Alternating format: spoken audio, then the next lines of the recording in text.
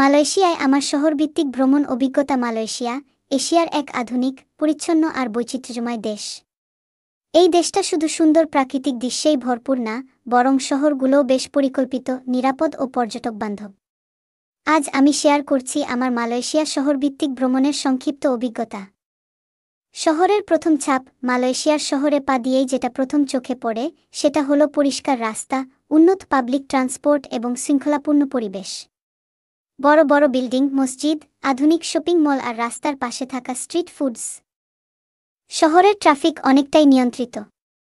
Rapid বাস, mart, train এসব ব্যবহার করে সহজেই পুরো শহর ঘুরে দেখা যায়। স্থাপত্য আর দর্শনীয় স্থান। এই শহরে অনেক দর্শনীয় স্থান আছে। মসজিদ, টাওয়ার, মিউজিয়াম, শহরের মাঝখানে থাকা পার্ক, সবকিছুতেই একটা আলাদা সৌন্দর্য। বিশেষ করে টাওয়ারে উঠে পুরো শহরটা দেখার অভিজ্ঞতা ছিল অসাধারণ। সূর্য ডোবার সময় শহরের আলো জ্বলে ওঠে, আর উপর থেকে দেখা সেই দৃশ্য ভুলবার নয়। খাবারদাবার। মালয়েশিয়ার শহর মানেই ফুডি স্বর্গ।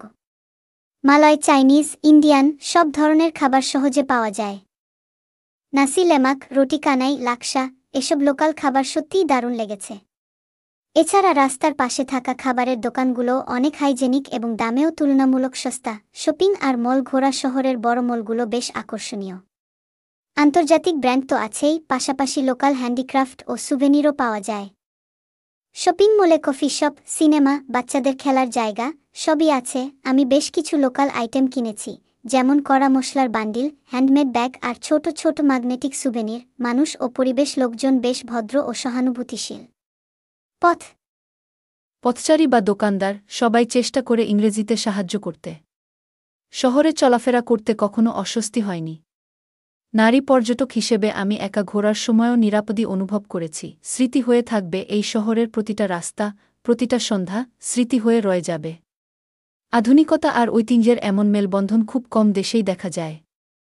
যারা প্রথমবার মালয়েশিয়া যেতে চান তাদের জন্য শহরকেন্দ্রিক ট্যুর একদম পারফেক্ট। নিরাপদ, পরিষ্কার, সহজ আর অভিজ্ঞতায় ভরপুর। শেষ কথা, মালয়েশিয়ার শহরগুলো কেবল দেখা নয়, অনুভব করার মতো।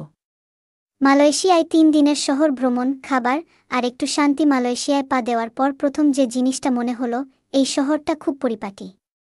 গাড়িঘোড়া চলছে, কিন্তু কোনো হুডোহুডি নেই। রাস্তাগুলো পরিষ্কার, মানুষও বেশ ভদ্র। আমরা প্রথম দিন হোটেলে উঠেছিলাম, এক মাঝারি বাজেটের হোটেলে, নাম মনে নেই, তবে জায়গাটা চমৎকার ছিল। হোটেলের রুম ছিল পরিষ্কার, বাথরুমও ঝকঝকে। প্রতিদিন পরিষ্কার পরিচ্ছন্নতা মেইনটেইন করত। সকালে রুম সার্ভিসে নাস্তা নিয়ে আসত, কফি আর 1 প্লেট নাসি লেমাক। মালয়েশিয়ার এই খাবারটা একটু নারকেলের দুধে ভাত, তার সঙ্গে ভাজা আইচি, স্যাম্বাল আর সেদ্ধ ডিম। এক কথায় অসাধারণ। দিনটা শুরু করলাম শহর ঘুরে। আমাদের গাইড বল প্রথমে পেট্রোনাস টুইন টাওয়ারে যেতে। বিশাল সেই টাওয়ারের নিচে দাঁড়িয়ে মনে হচ্ছিল মানুষ কত দূর উঠতে পারে। ছবি তোলা, একটু হেঁটে বেড়ানো আর সন্ধ্যায় টাওয়ারের আলো দেখে মনটা ভরে গেল। দ্বিতীয় দিন আমরা গিয়েছিলাম বাটু কেভস, বেচু কেভস। পাহাড় কেটে বানানো সেই বিশাল হিন্দু মন্দির আর তার পাশে সোনালি রঙের মূর্তিটা সত্যি মন জয় করে নেয়।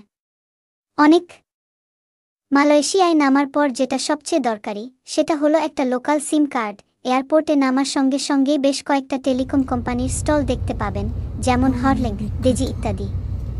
আমরা হটলিংকের একটি প্রিপেইড সিম কিনেছিলাম, যাতে 5 GB ইন্টারনেট, কল ও SMS সুবিধা ছিল। দেখিয়ে সিম কিনতে হয়। প্রক্রিয়াটা খুবই সহজ, ইন্টারনেট কানেকশন একদম ফাস্ট ছিল, তাই Google map, ride sharing app সব কিছুই সহজে ব্যবহার করা যায়। আপনি চাইলে গ্র্যাব অ্যাপ ডাউনলোড করে নিতে পারেন, এটা মালয়েশিয়ার জনপ্রিয়